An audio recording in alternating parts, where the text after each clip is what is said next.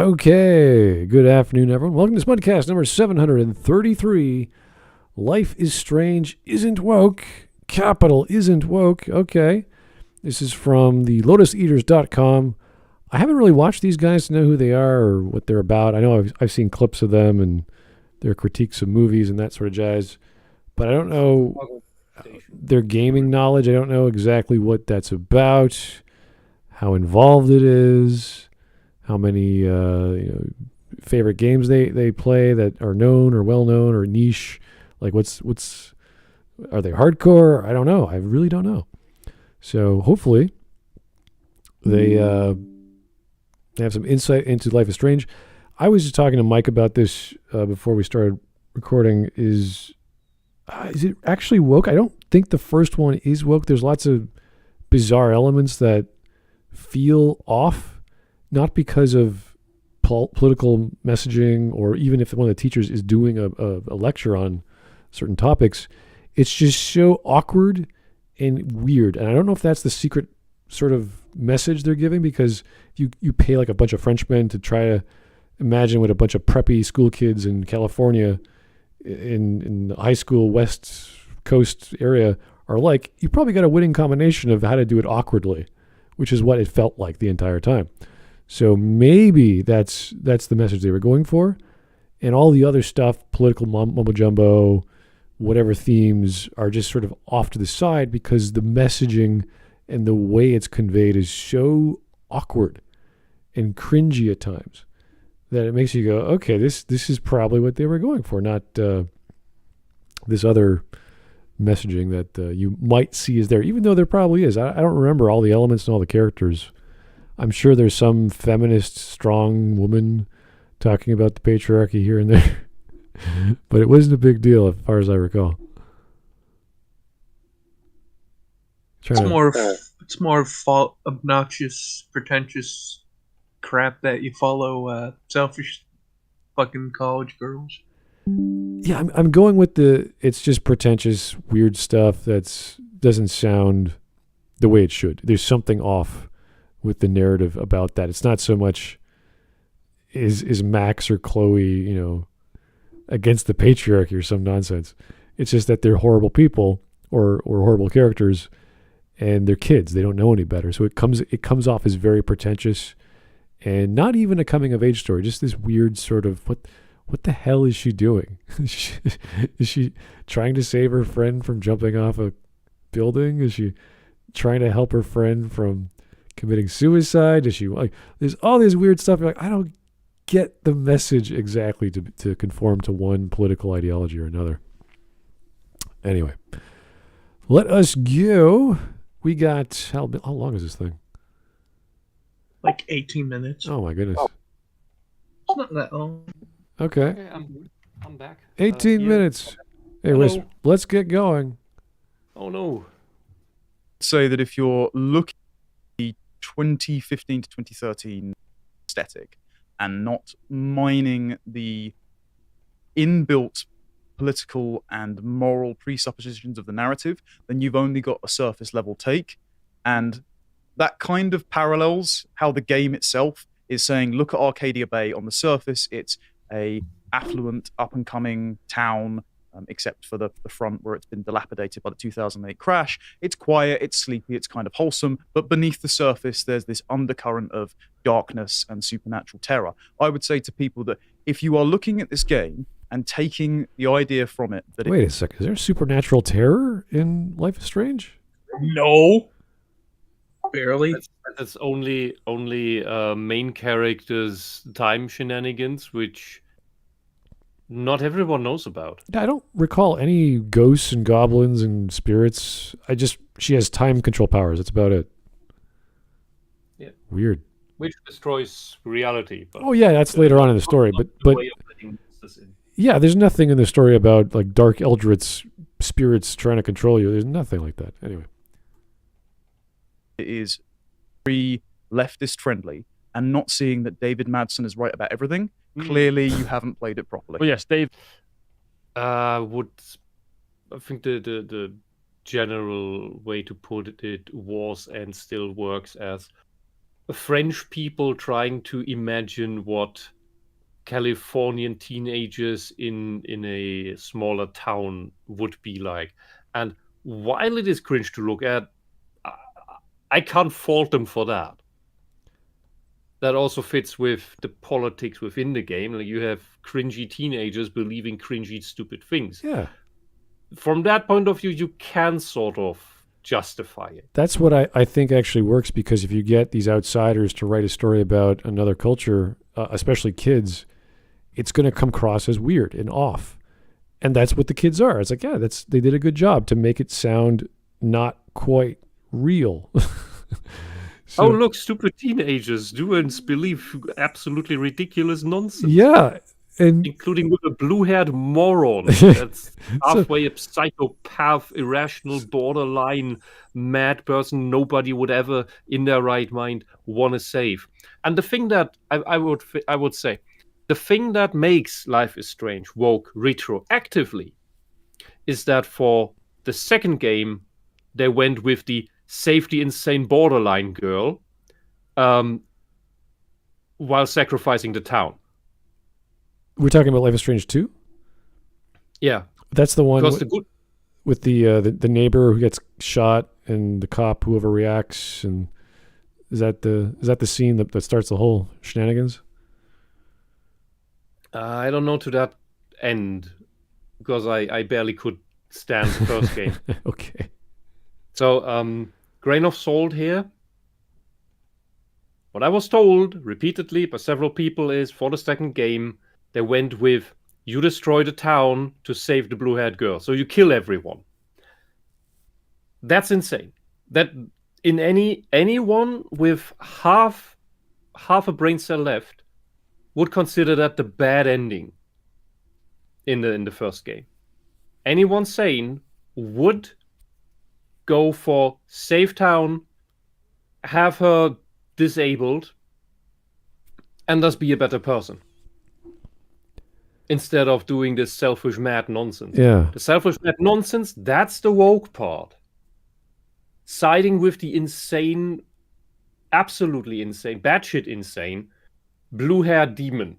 Yeah, it's like the opposite of BioShock Infinite, where at the ending your daughter is forced to stop you from causing all these horrific possibilities for all the other universes, and instead going, no, I'm going to save my dad and make hell on earth for everyone else. It's like, what? Why would you do that? Why would you go with that for the canon ending? Oh, wait, you need a story? Yeah. Okay, you're that uncreative. All right. But who would want to play that, honestly? Because that locks in the main character as an absolute psychotic asshole. There's something off with Max. I think Max is supposed to be the character insert with her own sort of burgeoning, what's the word I'm looking for? Blooming personality. Like, she's growing up. Obviously, she's just a kid. So she's learning about life and talking to Chloe and picking up her vernacular and her mannerisms. It's like, okay, this is not a good influence. There's even a scene where Chloe's like, oh my God, I'm a good, bad influence on you, or something like that. So it's like, oh no, don't do that. But that's out of your hands. That's just the player interacting with the game. The way I interpreted the entire game the first time, in order to make sense for me, which has nothing to do with what is canonically true. That was just I also won't say headcanon. It's just what I thought the first time was when oh god, the names. Main character girl. When main character girl was on the toilet and blue-haired girl got shot. That's when she went, when she had a mental breakdown, and everything since then was just hypothetical future playing out in her head. And it all comes back together in the moment, with this whole decision: save town and or save blue-haired idiot. And when you save the town, it all loops back to that moment that never went any different way, where she then that then plays out the way it does because she was shocked frozen. So her friend got shot no matter what. Nothing, no magic happened. Basically, it was all a dream. That is how the game made sense to me with the you save the town ending. It all played out in her head while she was in that stupid bathroom. Anything else is nonsense. All right. Anyway, let's get on with the arguments these guys are going to present.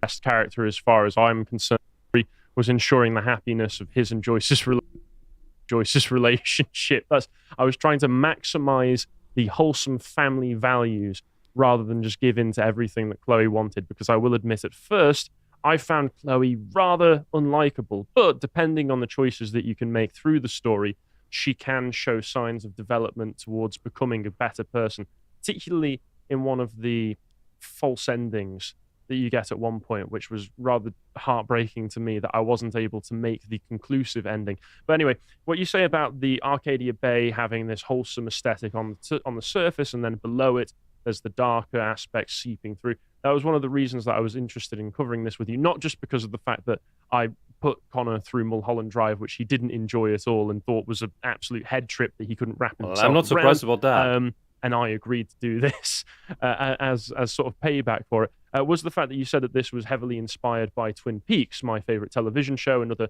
masterpiece work by David Lynch. And certainly, as I was playing through it, there were lots of references, just direct references to it. Not just the fact that Chloe's number plate is literally Twin Peaks, and that if you choose the bad ending, you could say, you get a direct throwback visual reference to the opening sequence of Twin Peaks when you see a car driving past the sign that's outside of the town. You get that same thing for Arcadia Bay. Also, it was clear to me that it was heavily inspired in the narrative and the themes. Twin Peaks is also a town which is wholesome on the surface, very sleepy, has a small population. There's this thing where the sign in the show says it's got a population of 51,000. That was a mandate by the studio. They actually only ever shot it and intended it to feel like there's about 5,000 people in the town. Everybody knows one another. Everybody has relationships with one another. But in those relationships, there's lots of twisting and turning and dark twists between everybody. There's a lot simmering underneath the surface you only learn as you go through. That was very clear. Then there's the Rachel Amber storyline, which particularly in the original is very clearly analogous to Laura Palmer's. So in Twin Peaks, the central primary storyline is who killed Laura Palmer. In this, it's where is Rachel Amber? And then eventually, who killed Rachel Amber? I will say, just on a purely emotional... I mean, I'm going to be fair with you. Twin Peaks and Alan Wake did this shit better. Yeah, I would not compare this to Twin Peaks. Well, he's using it as the inspiration for, and the little elements that they borrowed from it, but that's about it. Yeah. I just, yeah. Oh wow, it's similar to Twin Peaks, even though it doesn't kind of feel like that. Kind of feels more like a time travel movie.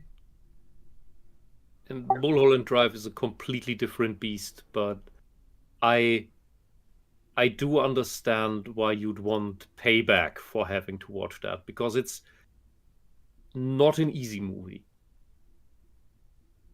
I'm not saying it's a bad movie, it's just not an easy movie.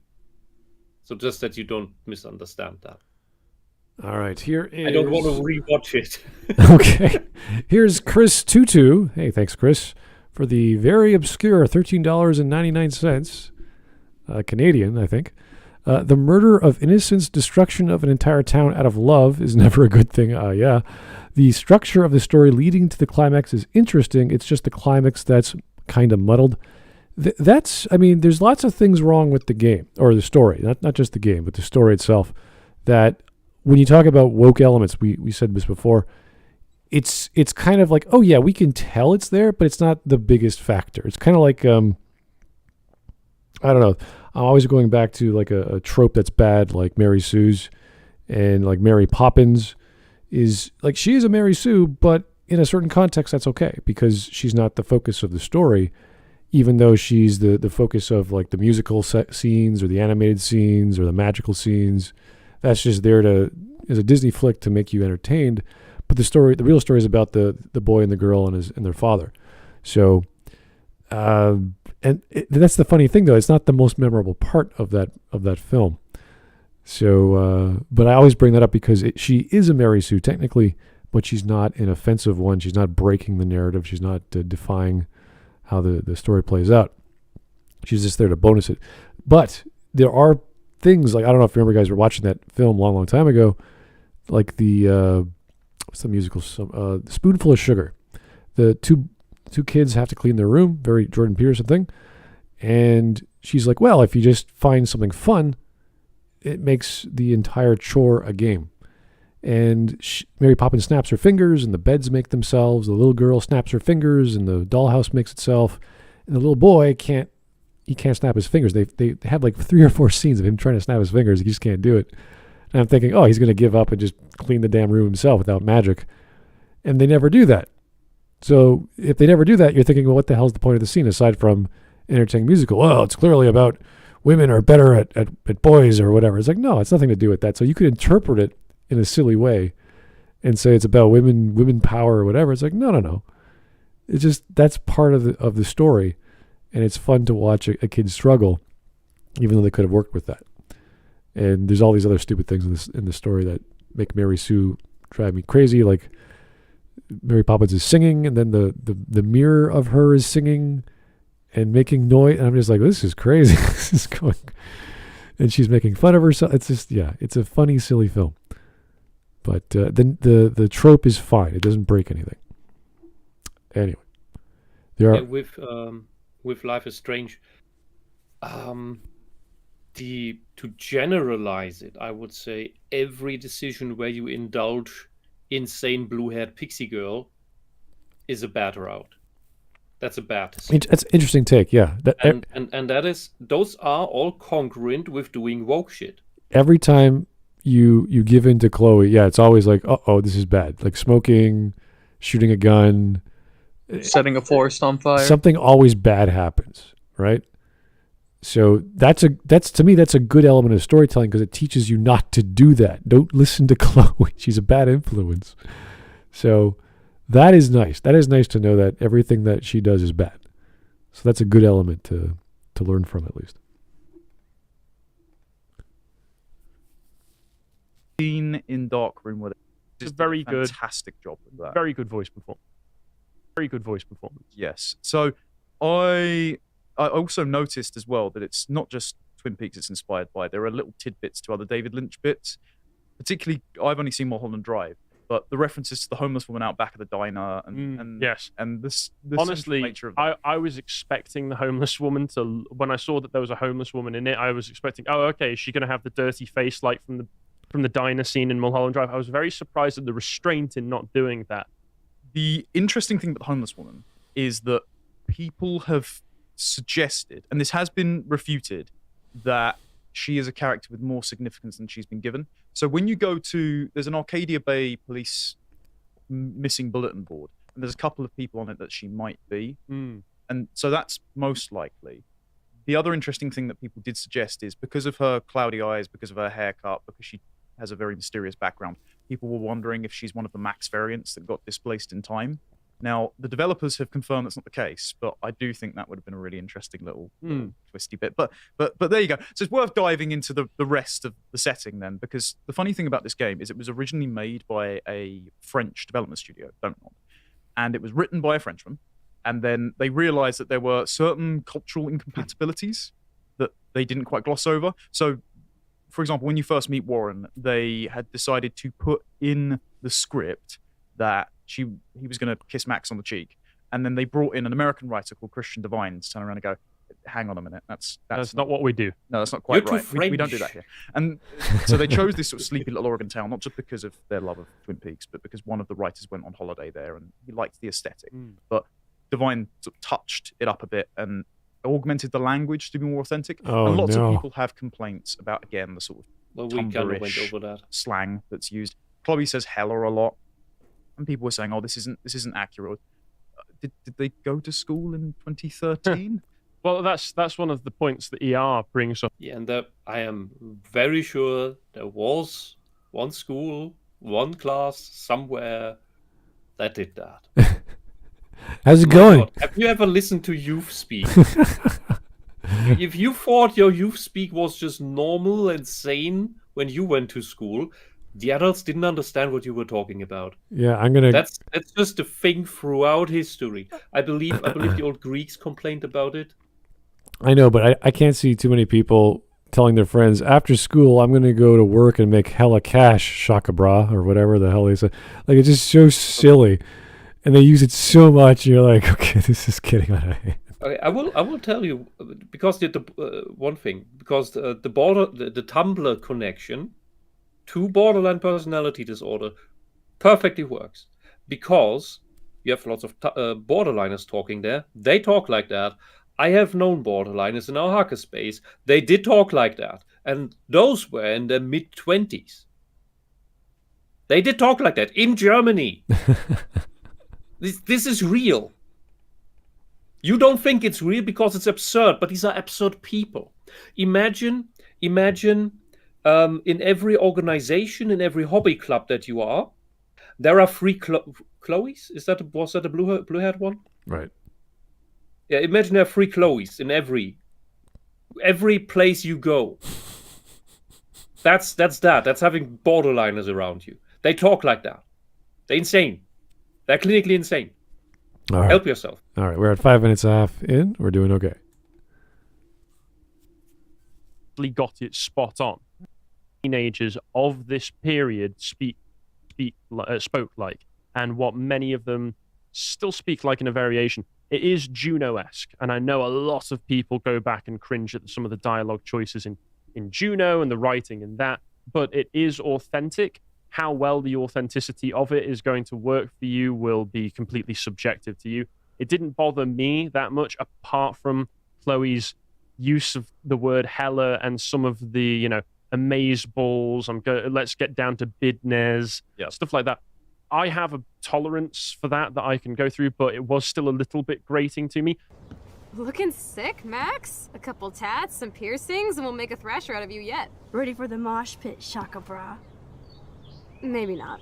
But I also noticed as it goes on, the story goes on, there's less and less of that, particularly from Chloe, because she is revealed to be actually a lot smarter than she lets on at first. This isn't particularly natural behavior to her. It's something that she picked up from Rachel Amber, as we find out in the prequels. So if you make the sorts of choices that make it so that Chloe is adapting and becoming a better person, you'll get less of that. If you make the sorts of choices where you're egging Chloe on to do terrible things and you end up getting her to shoot Frank and his poor dog Pompidou, which I didn't know was a thing until I got to the end screen of that episode and said, wait, and it said, you went away from Frank peacefully or something, and then there were the other options underneath that says, Chloe shot the dog, Chloe shot and killed Frank, and I was thinking, like, how do you get those choices? Anyway, I started blasting. Yeah. See, you're the kind of player that I am. You are just too good for this world. I can't bring myself on the first playthrough. I cannot bring myself to do these things. Well, it's hilarious when you. I can only do that for the okay. Let's 100% this game and see what happens on the like second, third, fifth playthrough. It's the first one.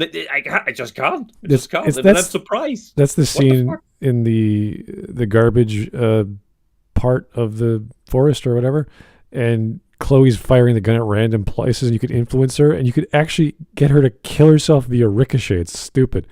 It's like, I'd say that's the best ending. The best. It's the best ending.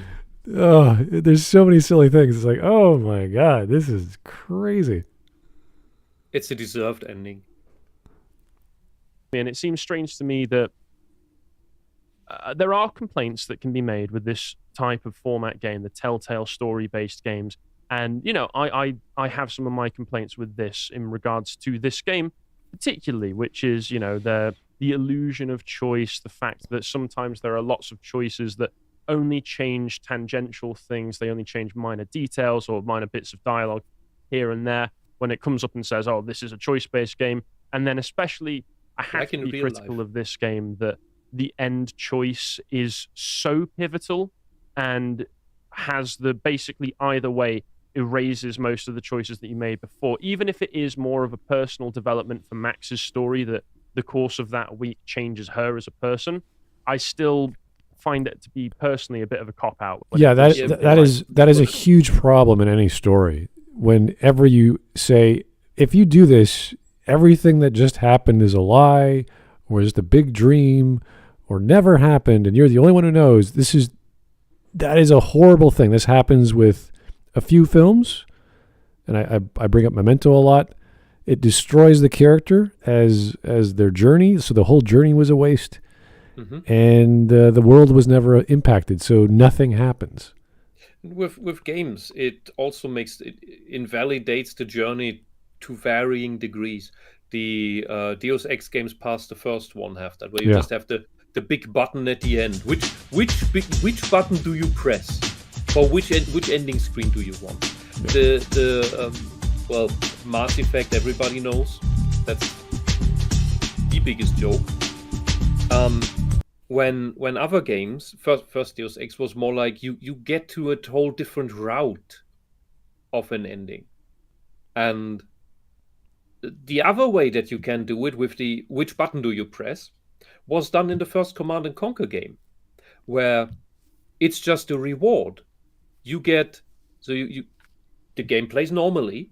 You get your final cutscene where Kane, in the Nod campaign, where Kane then rewards you with choosing which monument on the Earth to blow up with the orbital ion cannon. And that's basically the only choice you make there. But that's the reward choice. How do you wanna mess with the world? All right. All these other things, and that's not a great thing. That's also basically irrelevant. But all these other big things, where it's just, why did I play the game if all I do is press one of 3 buttons? Here is Serial Mo Lester.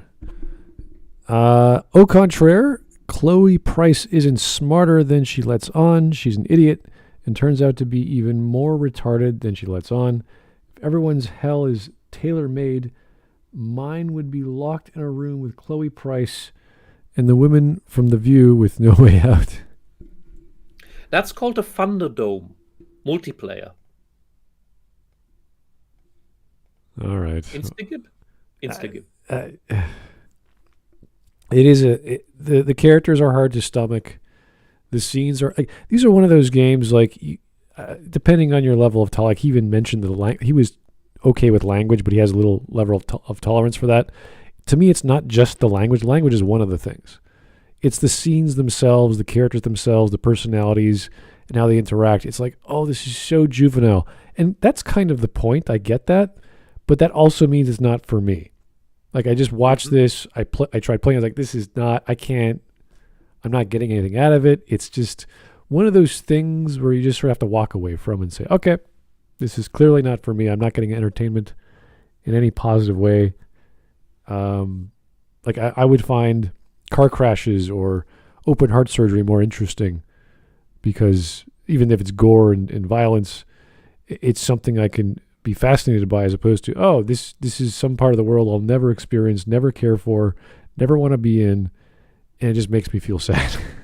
So. Yeah, I could overall not understand at all why so many people found appeal in this game.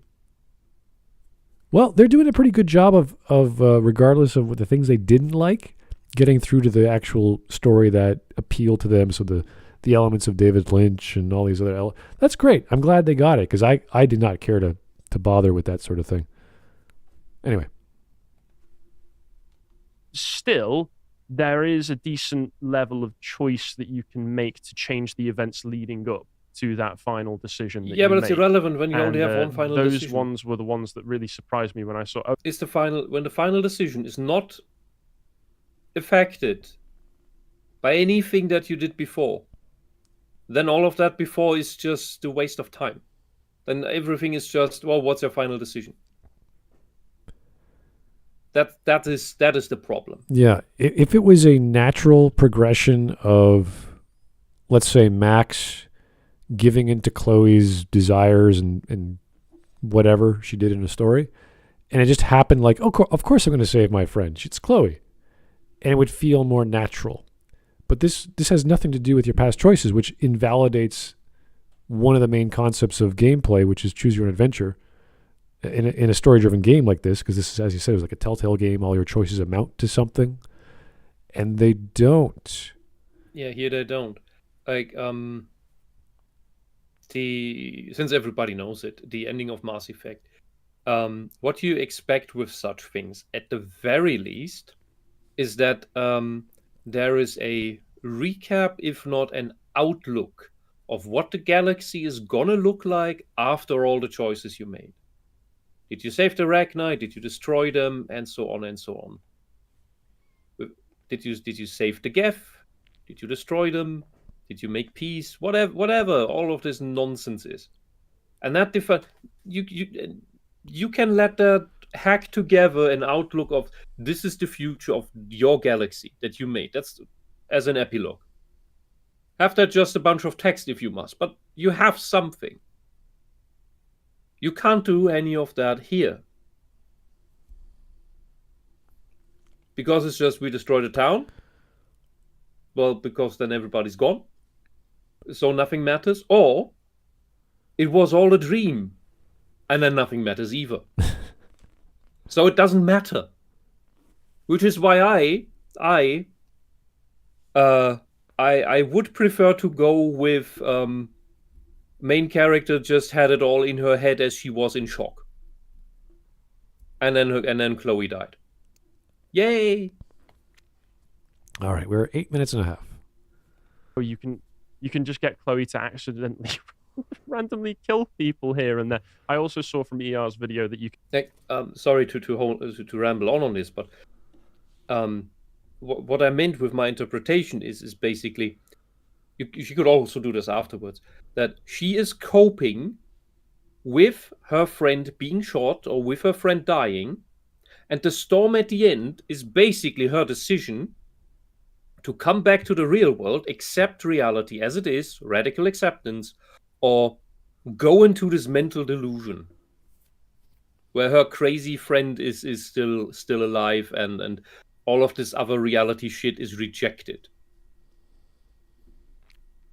That's kind of what I saw in this, but one of the problems of media in the last 10 years, I would say, is that what we can interpret them to make it make more sense often makes way more sense and is way more creative than what the actual writers had intended or thought of. And I'd say this game is one of those things. That was all. Can get her to shoot herself by accident at one point, which I didn't. And once again, if you're complaining that you're making all of the choices in a way that makes Max and Chloe utter and outright psychopaths, and then you complain about their characters being psychopathic, it seems to me on the same level as complaining that you chose all of the renegade options in Mass Effect, and then go, I don't know, the Shepherd guy's a bit of a dick, isn't he? Well, you are in charge of the decisions that form the characters. Yeah. And even the game, to a certain extent, is self-aware about the fact that Max, through using the powers in the way that... Yeah, but Shepard, inevitably, no matter what you do, will save the galaxy. That makes Shepard the good guy, right? Yes. Just the asshole good guy. Just by default, there's no one else. You have no chance but to save the galaxy. If you consider the green ending saving the galaxy where no one technically dies, yes. Yeah, everybody's alive. That is saving everyone. They are technically alive, yes. Yes. They're just turned into telekinetic or telepathic tree people or whatever the hell they are. Ascendants. Sure, yeah. You could hear the grass think, oh, it's great. Thanks for giving grass the full knowledge of human understanding. Like, well, how does that work? I don't know. It's grass. Look, the entire galaxy has reached beyond transhumanism, transspeciesism. Everything is becoming one. That means the Milky Way will thus produce one giant reaper. that will then turn into the tyrannid hive mind mega conscience. Yeah. That will then start eating up other galaxies. My willow tree in the backyard can do trigonometry and build a rocket to the moon and start terraforming the planet Earth. What the hell? That's what I'm saying. It's insane. Okay. Manipulating. I've got a few things to disentangle about that. The reason why I'm comfortable with the choice-based game having quite a fixed and binary ending is because the overall theme of the game plays into the mechanics, and that is that ultimately, are you going to defy fate and make sacrifices and be kind of selfish villain, or accept the inevitability of fate, grow personally, and possibly acquiesce to Rachel's requests, which we'll get into when we talk about the mystical elements of it. The game directors also turned around and said that something from RPGs is that a lot of the time people will quick save and then do something like go and kill a whole village full of merchants in Skyrim and then reload it back so they can get out of consequences. What they wanted here is to be able to explore multiple options within the story-based game, but have the mechanic be quite deliberate and still keep the players in the same moral quandary of, well, should I be making this action even if I can get out of it anyway? This is Max's dilemma of being quite a socially insecure person, a misfit, brand new kid, and doing small and subtle things, but are quite manipulative. For example, forgetting Juliet's name, rewinding and acting like she always knew it. These sort of things weigh heavy on you, and they have consequences for not only the end choice you decide to make, but also the structural integrity of the universe as it starts fraying and fractionating, and Max comes to confront another version of herself lost to the multiverse later on in that horrible dream sequence. Yeah, it is basically outright stated in this that every time she's changing the past, she's basically going back and creating some fractured timeline, which is one of the reasons that all of the changes start to pile up and pile up and pile up and become the whirlwind, the vortex that almost... For question. Can you play through the game with a minimum amount of rewinds? What is the minimum number of rewinds that you can make in the game? Yeah, either way, you still get the giant And vortex. Yeah, I know. That would be an interesting thing of how big is the vortex? Do I need to care about the vortex? Yeah, in some Can cases, I play in a way where it doesn't even turn up? Yeah, in some cases you need to rewind because, like he said, you have to know that person's name, and then you know the knowledge, and then you rewind it and use that knowledge to talk. So it would be nice if that was a thing, because the whole idea is that you have this power that's so dangerous. The less you use it, the better the world should technically be. But it's as if they were on a schedule and they just couldn't hit that final deadline for the ending to have like variations or measurements. How often did you use your powers? That would have been a great thing to measure, and they never did that, unfortunately. The town near the end, although one interpretation, the other interpretation is that for whatever reason God really, really, really wants Chloe dead. And the only way to save her is to literally, like, almost ritualistically sacrifice an entire town to save her. Okay, it's not God, it's Rachel. Okay, I've not heard this interpretation. We'll get into that. Yeah, my main thing was just that, okay, it seems that... And that was also, I must say... But it's not Rachel, though. It's just time itself ripping apart. You wouldn't also need to involve God if you just go with standard. A time needs to correct itself in order to function the way it should be, so it leads to her being killed. Like it's a passive algorithm that seeks to repair where reality seeks to repair itself. That doesn't necessarily require God. I think he means the same thing, but he's using God superfluously. Yeah, but there's the thing also with, something with, that hindered my process. enjoyment There's of a the difference prequel between active slightly and passive. was going through all of these events and seeing the beginning of their relationship and all of the happy moments. And the game even... Look, if God wanted her dead, just lightning her, just smite her. And anytime main character rewinds, just smite her again and smite her again. You just smite her so long until main character gets an aneurysm from rewinding, and then both problems are solved. Just adapt the plan, man. Life in the post-credit sequence, reminding you, because I was being reminded the entire time that, oh, well, this is nice, but Rachel ends up dead and Chloe ends up dead, and there's nothing I can really do about it unless I kill literally everybody else involved in the story. Also, prequel, please stop trying to make me feel bad for Nathan, who is in the sequel, I already know this because I already played through it, a drug addict and a murderer and an accomplice to a serial killer. And a rapist, basically. And basically a rapist. I don't care how much you try and go, look, 3 years before, he was just a weird, awkward kid who was being bullied. Okay, don't really care. Stop trying. I won't step in for him. I refuse to step in for him. I let him get bullied, and I liked the jock who was bullying him. But all bad guys need to have a tragic past, don't you know? That's why he's so bad. That's where we get the you could say, if you want, woke part, left-wing politics part, because everything is socialization. All right. So the bad guy can only be a bad guy because somebody was bad to him. The guy who gave him books to read. All right, here's Chris Tutu again. Thanks for the $6.99. These are weird numbers. Did he just compare a slice of life-esque game that takes place in a single town to a galaxy exploration game where you save all life in their galaxy?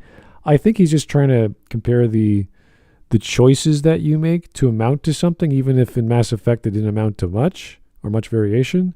At least there was something to select outside of destroy town or kill one person. Like it's so binary and silly that there's no variance, really. You can't like partially kill some people and save the good part of Chloe. Like imagine if you found the good part of Chloe and killed off the bad part. That'd be yes, I'd love to do that. That'd be great. Where she's not in a wheelchair or not on the hospital bed, but she's found her good self. Like kill off the bad. That'd be great. But you can't do that. And here's Zeke Kyle. Hey Zeke, how's it going? There's only one moment where Max is called out for what she does, but it's kind of half-hearted in the narrative. Also, Max's decision to save Chloe isn't shown as a bad thing. She and Chloe drive off to find the fabled Muff Island to live. It just kind of ends, yeah. There's no real resolution. It's just like, oh, I chose this, and they drive off. Not very fulfilling, at least. You need other characters if you went with the good ending. The true good ending. Just saving the town. You want and more... accepting reality. Yeah, you want more exposition. More for that, because he deserved... The Tempest that he plays Caliban. Are you familiar with the actual... I studied the Tempest in college. So for anyone who doesn't know, Nathan plays Caliban in the reenactment of the Tempest. And Caliban was treated kindly by Prospero until he tried to rape his daughter. So Nathan is playing that resentful little scuttlebug role. And so he is a pathetic creature, but he's also... This is one of the few moments of the game I actually... is this in the first one or the second game, though? I can't remember. I thought it was in the prequel. But anyway, there's a scene with Shakespeare I thought was pretty cool. Morally contemptible. So I think the game's quite self-aware of that. Even though he's meant to be pitiable for how he's raised, he's also culpable for his choices. He does almost wet himself on stage the second he walks out there. That's if you didn't help him, actually, with Drew. Oh, good. He gives a good performance if you stuck up for him a little bit, but then he ends up being a total scumbag anyway. Oh, good. I'm glad I helped to embarrass him, because, once again, he was another one of these scummy teenage characters who's acting like a scummy teenage character would, just turned all the way up to 11, which is once again, it seemed very reminiscent of Twin Peaks, because there are a number of characters in that who are going to the high school in Twin Peaks who are involved in the drug business. They're dealing on the side so that they can try and make up some money. They're also, there's a very famous bit from it where it's Bobby shot a guy because one of the people who's a main character in it does end up like he's a teenager and he ends up killing somebody, not in the same circumstances, but it all is all very reminiscent and highly influenced by it. But to get back to my original point that I think I drifted from was that in ER's video, he says outright that he played about halfway. Well, he played up to the point where Chloe is introduced, and you start to get all of the dialogue from her, and decided, no, this dialogue is not for me. And he switched the game off, and then he finished it off by watching Let's Plays of the rest of it, and then did the rest of his review from there. So I don't know how much he explored the options of how you're able to change and influence events as it goes on. Once again, you're still met with the binary end at the choice, binary choice at the end, but you can still influence things as they go along. You can influence nothing. The only thing you can influence is whether or not the town lives, or you sacrifice them for one not really needed bitch in this world. There is I understand there is a point of that it's about a journey. But with games like this, there is a necessity for endings to be different. Like, look at Baldur's Gate 2. Well, it's like any untold variants of how that journey can go. But is the ending that clear? Is there only one outcome? You get blurbs at the end of each character, which is nice. And the same with Dragon Age Origins. You get a little text explaining what's happening. This should have played like a Telltale game. It should have given you all kinds of variation, because that's how the gameplay went with each chapter. And then the ending was a letdown, because it just dropped the ball. It's like, you're not giving me the full course, which I expected from playing Telltale games. So it's kind of like you're going to a restaurant. Yeah, it's a hip, weird cuisine you don't like, and it's, I don't know, French fusion or whatever bullshit. And all of a sudden, the dessert's shit. And you're like, what? Why? Everything was, reasonable, questionable, and I never knew, so I don't know what to expect. And then the ending just drops the ball. So that is the problem majorly with this game. It's everything amounts to nothing, and it's such a binary thing when it should never have been binary, and everyone knows that. Your dessert is just a hard-fried lump of dough. Here is gay actor Michael Douglas. Hey, gay actor Michael Douglas, how's it going?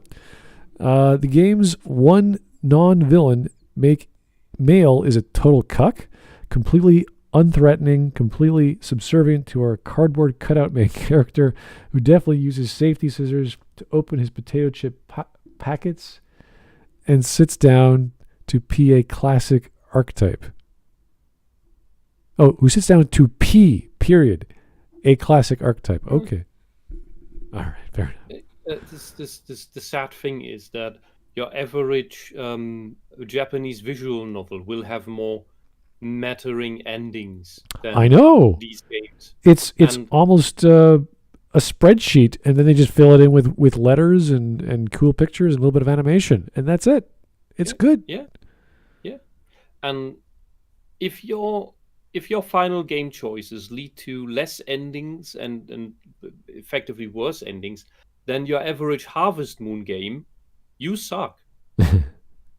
Harvest Moon has tons of different endings depending on how well your farm ran, whom you married, how many children you had. I'm trying to. I remember playing the game. I just don't remember the endings to it. That's because you never played through. Oh no, I did. I literally played. I remember going to the springs every night to replenish my stamina, and going back and having an awesome farm. I just don't remember how it ended. Varioland has more endings depending on how much gold and treasures you found. Oh yeah. And if you found, you could do a minimum run where you get at the least amount possible, and then Vario got nothing and he's sad. Okay. We are 14 minutes and 48 seconds. We're going pretty quickly, and I think the conversation's not bad. Like, they know what they're talking about. They obviously enjoyed parts of the game. That's good. They haven't even talked about what's woke, which is strange, You'd think they would have. Well, they claim it isn't. So I would say you have to mention, you have to give us a contrast. You have to What show. Why do people call it woke, and Yeah. why aren't those elements woke? Well, look at the elements that people consider woke, address them, and counter them. That's all you got to do. They just kept talking about this like David Lynch. They have these choices. It's like, okay, that's fine, but where's the woke part? Yeah, I don't expect Lotus Eaters to have deeper knowledge of game design or storytelling devices or anything like that. Even though Sargon wanted to make his own video game, but he's not on, so they get a pass for that. Okay. How much that influenced him that he maybe only. The game doesn't seem to suggest that there are multiple timelines going on. It absolutely When it does. outright does state this. So it's important to note as well that, and we won't be covering the sequel comics here, but it's worth just a quick mention. Emma Viacelli's series explores something called the Transect, which is the world between the multiverse that Max learns to tap into and travel. So she goes to different timelines and explores the different options. And that is technically canonical, considering it does factor into the sequels as well. So it absolutely has alternate universes. I don't want to make the whole thing an ER reply video as well. No, I'm just very conscious of that. It's good though to get these, because people, I imagine, watching. Wait. So ER did a review of Life is Strange that the Lotus Eaters are reacting to, that we are reacting to. So we're on level 4 now. I guess. Awesome. Chat, you're on level 5. All right. Well, People watching this video will be familiar with that video that come into contact with up there, which is he also brings up the idea time travel doesn't make any sense. And time travel, of course, is very difficult to write a story around that will be consistent because it opens up so many different possibilities and so many different questions. But one of the things that I wanted to suggest my take on was that he brought up that he didn't understand the way that Max inhabits the consciousness of the Maxes that she goes into when she changes the past. When you look at the photographs and you go into the past and you change everything, and then she wakes up in a time, for instance, when she first does it and she goes back and prevents William from crashing his car, William being Chloe's dad. She wakes up in a new reality where she seems to be friends with Victoria and the others. And he asks the question, I think it's a legitimate question, what happened to the Max that was occupying this reality up until that point? Has she basically just killed and replaced her? And this is my interpretation. It seems that the whole thing is also that you would then yourself need to be a different person, essentially. Yeah, we're getting into the weeds of time travel narratives and why they're bad as a principle unless you know and follow every part of the narrative where there's a change in the story. So and you need to have the knowledge of what led from that point to this point where you then wake up, and which for narrative reasons, because of the player perspective, you don't, unless you would put in a supercut. There's lots of ways to fill in these blanks, but the narrative is not as sophisticated as you might read from other books or other stories. I always bring up the Time Traveler's Wife because that was actually well done in terms of this is not really a story about time travel, but the element of time travel they did include was a hard time travel. So everything has already been done. It doesn't matter if you go back in time and try and change things. That change is already part of the current time. So it's always one solid world. And that's hard to put into a narrative because there's scenes where the guy is jumping all over the place and then his daughter starts doing that and she can control it and he can't. And you're like, whoa, what does that mean? That means she was time traveling throughout this entire story and you didn't know that and blah, blah, blah. So, but it's all hard. That's the only story I really saw that did a very decent job. So I don't think Life is Strange will do a decent sci-fi interpretation or implementation of time travel. It's just not a good idea. It seems that, from my understanding, from my interpretation of it, because there is no direct answer given, that it would be that she is occupying the consciousness for a short time while she's there of that Max, maybe putting that consciousness aside in the same mind, and then that consciousness returns when she leaves that timeline. That Chloe might be implies it. that actually, because when she blacks out after correcting the timeline in episode 5, when she goes back to tell Chloe that Jefferson's the villain, then Chloe, when they both wake up on the beach, she says that you went on autopilot. Yes. Autopilot.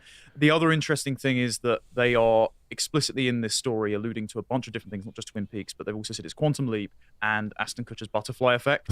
So I've not watched either of those. okay, Quantum Leap allows you to hop between bodies using time travel with yourself at various points in the timeline, and the butterfly effect is Ashton Kutcher's character has the ability to read his old diary entries, and he gets a nosebleed and basically has an aneurysm and then transplants back to that time and inhabits different versions of the timeline if he changes that thing in the past. So the mechanics are kept a little bit vague. They're developed on in the sequel comics, but I think the more important thing that developers are focusing on are less of the mechanics and less of explaining all of the supernatural elements that are alluded to, and more how do you react when you are given a certain set of constraints, and how do you improve things on the micro level. That's why she doesn't call herself, she enters the competition of everyday hero. It's that you have this cosmic power in your hands, but you're still the insecure person that has to learn to be worthy of wielding that power in a responsible manner. To watch the full Okay, that was not the topic of conversation. It was still a good conversation about the game and the elements, and they're giving it a lot of credit. They're focusing on the positive, which is amazing, because I did not see anything great about this story. But this had zero to do with the concept of wokeness or political allegory or any sort of characters that exhibited some of those traits, and I don't know why they titled it this. They just want to... Clickbait? I don't know. I don't think they have to. It would be necessary here. I would. Because you have a relatively good conversation here with good points for where they matter. I know. I just wish that these people would focus on, maybe later in the full version, maybe they do bring up some characters that, like the teachers or one of the friends that are feminists. Then you wouldn't call a snippet this. Even if this is a snippet of the greater thing, then you would call the snippet something that is in the snippet and not what is missing in it. Yeah. It's like this is not making me, if there's a bigger conversation here, this doesn't make me want to watch that. All right. Well, we're going to go to Stream Memes. We got hopefully a short video from Legacy. I'm going to play it here just to see how long it is. Insightful commentary on gun rights. Thought you believed in gun control. Yes, I believe I should control the gun. It's the men who need to be checked. Jesus, I shot myself! Ugh, I shot myself! Back up! Back up! Gun? that was the scene where Chloe kills herself. That's amazing. Yeah, best scene in the game. All right, here we have... Is that Chloe? She's wearing the Burger King crown on an airplane. It's not your crown, young lady. Oh, wait, no, I don't do that. Wait, is that Chloe? She looks way too good than she does in the game. Her hair actually looks good. Yeah, I don't know what's going on. Anyway, we got some 4chan. Life is Strange devs' next game is a mystery starring a trans character? Oh, that's the... I forget the... What's it called? I don't know if it was... Fuck me. Tell me why, I don't know if it's that thing. Well, if you can't read it on the screen, it says Life is Short. Life is short. Yeah. Ha ha ha. I find it funny. I know. The concept was pretty cool, actually. You play as an 18-year-old high school girl who has the power to rewind time, and the actions you'd make have an effect on the future. Okay, you play a pretentious hipster who can rewind time, but you end up babysitting an immature brat of a child that Tumblr ended up loving because she's a lesbian with blue hair, even though she's selfish and horrifically cruel to you. Second one. All the borderliners. Second one is more true to the story than the first one, because that's more of a proof of concept of, hey, here's what we wrote on paper. Yeah. Now here's the actual plot. How it comes across. This is also the explanation of why Tumblr likes this, because this is what borderliners are like. Tumblr is full of them. They see that, therefore they think this is a good character. because they think they are themselves good people. It's horrible. Oh no. What is she holding? Is it a Smith & Wesson 10 or 19? List of things Chloe has shot. Herself, a dog, an unarmed man. Is there an ending where she joins the ATF? What? No. Posted 4 of them. Smud going to have to click through them to see. Okay, here we go. Feeling cute. I don't know. Might get shot later. Oh. Game. Comic. Wow. What happened? Yeah. Jeez. It felt like I'm looking at Planescape Torrent there for a second. Yeah. Kinda. Yeah. Oh. It's Shrek. What, Does he makes it better. I guess. Crush your skull, Shrek. Save it. Oh no, the freaking you guys remember this is right after the shooting in the garbage dump scene, I think, where they get stuck on the freaking train rail, and there's you have to like go over there to the right or the box first, and it's like, oh my god, and you always screw it up. Like you can never get it the first time. It was painful. I was watching LitDev go through it for like 20-30 minutes. Like, this is, I can't take this. Like, this is the thing with the game. There's the characters, there's the scenes, and the stuff at the school, all the interactions with people. Like, that's bad enough for me. Then you have these puzzles which are just so obnoxious. It's like, I want to free this person. How do I do it? Cut her clothes. Like, do something obvious. Like, no, I gotta use the fuse box, and I gotta hit the lights. And you're like, what the fuck? No, it's just a freaking train. It's Sierra logic. Yeah, it's one of those things. So there's a lot of things I did not like about the gameplay. Obviously, the story and the dialogue was really too much for me. Anyway, that was a. Wait, you missed another meme. There's more. Yeah, there's 608 live Stanzik reaction. That looks Polish. I don't know how to pronounce I'm not sure what's going on there. I don't know what's going on, but okay, guys, that's the last one. Okay. I don't know. What does this mean? Thanks for the meme. I don't get it. Anyway. That was a good video with a bad title, and I don't... what the hell? Why did you do this? What? Yeah, I'm confused. Like, why would you make a video about whether something is woke or not? Not even bring up the term, as far as I recall. Address anything woke in the story, and just dismiss it and just start talking about the game as a whole. It doesn't make any sense. Maybe if they were like setting it up for a conversation, which I thought they were doing in the first half, but they just kept talking about it. So weird analysis. It wasn't, incorrect. It was just drawn out, and then it just stopped because it's a longer conversation, and we're not paid to watch the rest of it, so we can't see it, fortunately. But yeah, that was not as advertised, unfortunately. So we're gonna I have to give it a downvote. Not to my tastes. As much as I liked the conversation, it just was the wrong video, unfortunately. So. Yeah, no, I'd love to have another conversation about Life is Strange. It is a weird, awkward, very unfulfilling game, which has vibes of other games that are also unfulfilling in execution being the same, but also in storytelling being completely different. So I'm glad it exists. I'm just more of a warning message to developers in a contrast to actual games of the genre, like the Telltale series, of how to do games properly of that type, and not it could have worked. There's some elements they could have worked with it and made at least a likable main character. I don't think Max was very likable. I think she was pretty lame and boring, and almost she didn't feel heroic. She just felt like she was there. It wasn't really her story. It's a Pretty lame bland.